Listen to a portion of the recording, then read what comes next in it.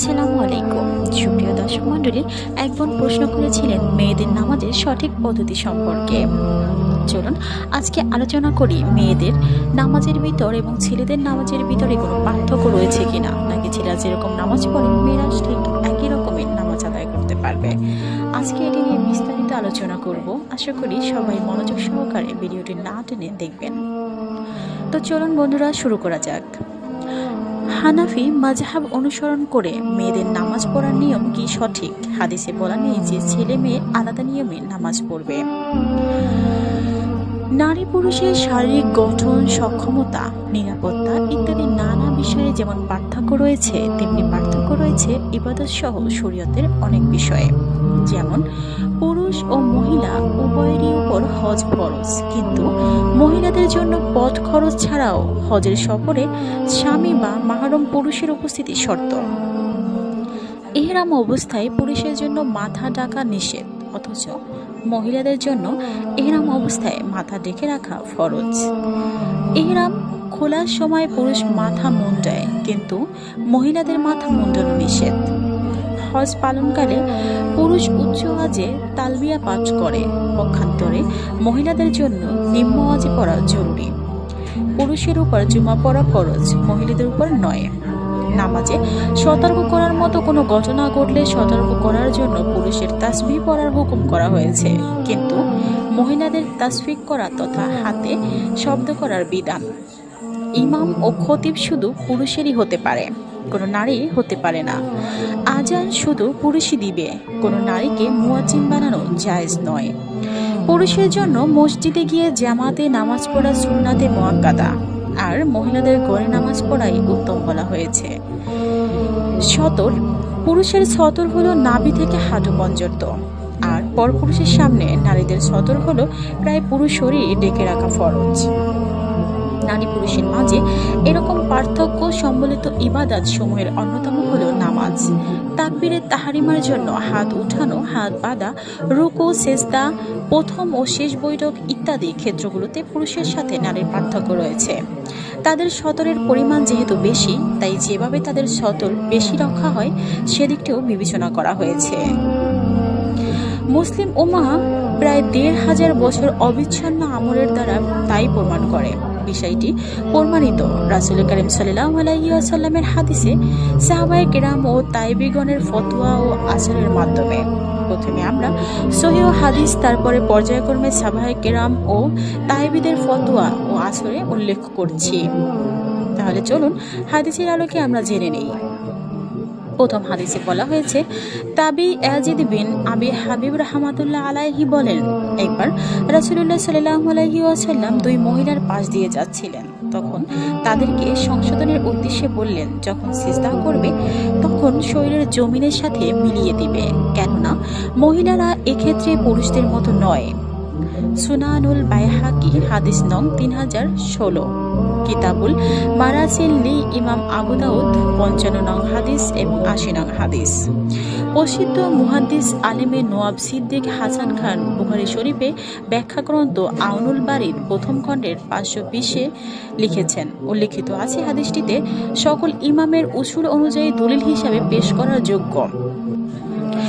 মুহাদ্দিস মুহাম্মদ ইবনে ইসমাইল আমির ইয়ামিনী সুবুলুস সালাম শরহ বুলুগিল মারাম গ্রন্থে প্রথম খণ্ডের 351 থেকে 352 নম্বর এই হাদিসকে দলিল হিসেবে গ্রহণ করে পুরুষ ও মহিলা সিজদার পার্থক্য করেছেন।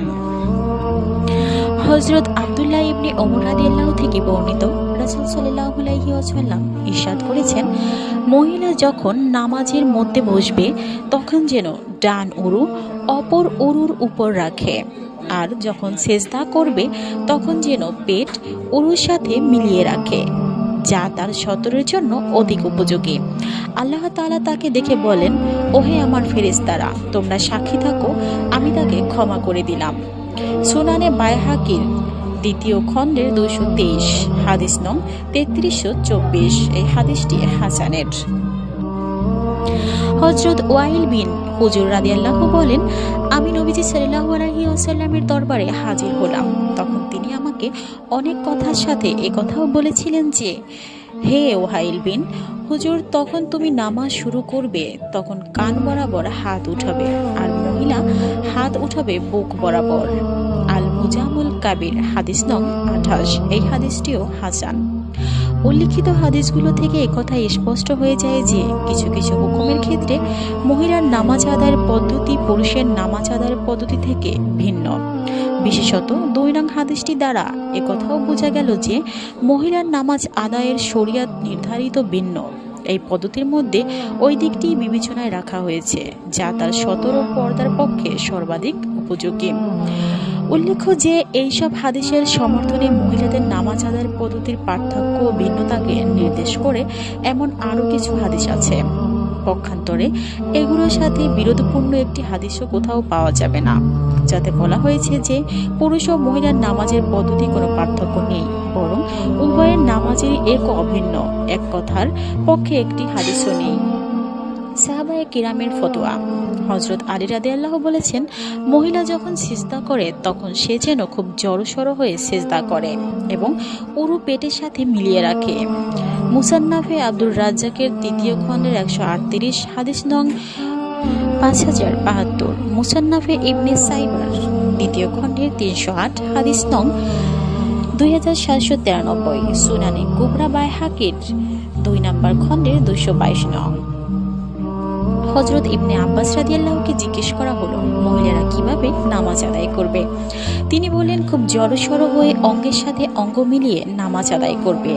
মুসান্নাফে ইবনে আবি সাইবার 1ম খণ্ডের 302, হাদিস নং 2794। মহিলাদের নামাজ সম্পর্কে 2 জন সাহাবীদের যে মত বর্ণিত হলো, আমাদের জানা মতে কোনো হাদিস গ্রন্থের কোথাও একজন সাহাবী থেকেও এর বিপরীত কিছু বিদ্যমান নেই। রাসূল সাল্লাল্লাহু আলাইহি ওয়াসাল্লাম থেকে সাহাবায়ে কিরাম যে দ্বীন শিখেছেন তাদের কাছ থেকে তা শিখেছেন তাইবিগণ। তাদের ফতোয়া থেকে একথাই প্রতীয়মান হয় যে মহিলাদের নামাজ পুরুষের নামাজ থেকে ভিন্ন। চলুন কয়েকজন প্রসিদ্ধ তাবিঈগণের ফতোয়া জেনে নেই।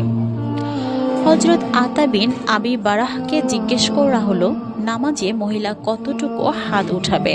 তিনি বললেন, বুক বরাবর। মুসান্নাফে ইবনে আবি সাইবা 1ম খণ্ডের 270, হাদিস নং 2486। হযরত ইবনে জুরাইজ রাহমাতুল্লাহ বলেন, আমি আতা বিন আবি রাবাহকে জিজ্ঞেস করলাম, মহিলা তাকবীরের সময় পুরুষের সমান হাত তুলবে? তিনি বললেন, মহিলাগণ পুরুষের মতো হাত তুলবে না। এরপর তিনি তার উভয় হাত পুরুষ অপেক্ষা অনেক নিচুতে রেখে শরীরের সাথে খুব মিলিয়ে রাখলেন এবং বললেন, মহিলাদের পদ্ধতি পুরুষ থেকে ভিন্ন, তবে এমন না করলেও অসুবিধা নেই। মুসান্নাফে ইবনে আবি সাইবার 1ম খণ্ডের 270, হাদিস নং 2489। মুসান্নাফে আব্দুর রাজ্জাক, হাদিস নং 5066, 6251। হযরত মুজাহিদ বিন জাবর রাদিয়াল্লাহু থেকে বর্ণিত, তিনি পুরুষের জন্য মহিলাদের মতো উরুর সাথে পেট লাগিয়ে সিজদা করাকে অপছন্দ করতেন। এটি মুসান্নাফে ইবনে আবি সাইবার 1ম খণ্ডের 302, হাদিস নং 2896। হযরত জুহরি রাহমাতুল্লাহ বলেন, মহিলা কাঁধ পর্যন্ত হাত উঠাবে। মুসান্নাফে ইবনে আবি সাইবার 1ম খণ্ডের 270, হাদিস নং 2487।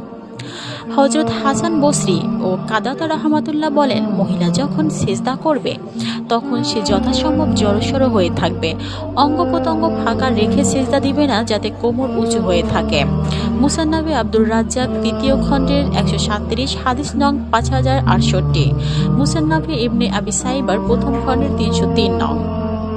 হযরত ইব্রাহিম নাখাই রাহমাতুল্লাহ বলেন, মহিলা যখন সিজদা করবে তখন যেন সে উভয় উরু মিলিয়ে রাখে এবং পেট উরুর সাথে মিলিয়ে রাখে। মুসান্নাফে ইবনে আবি সাইবার 1ম খণ্ডের 302, হাদিস নং 2795। হযরত ইব্রাহিম নাখাই রাহমাতুল্লাহ আরও বলেন, মহিলাদের আদেশ করা হতো তারা যেন সিজদা অবস্থায় হাত ও পেট উরুর সাথে মিলিয়ে রাখে, পুরুষের মতো অঙ্গ প্রত্যঙ্গ ফাঁকা না রাখে, যাতে কোমর উঁচু না হয়ে থাকে।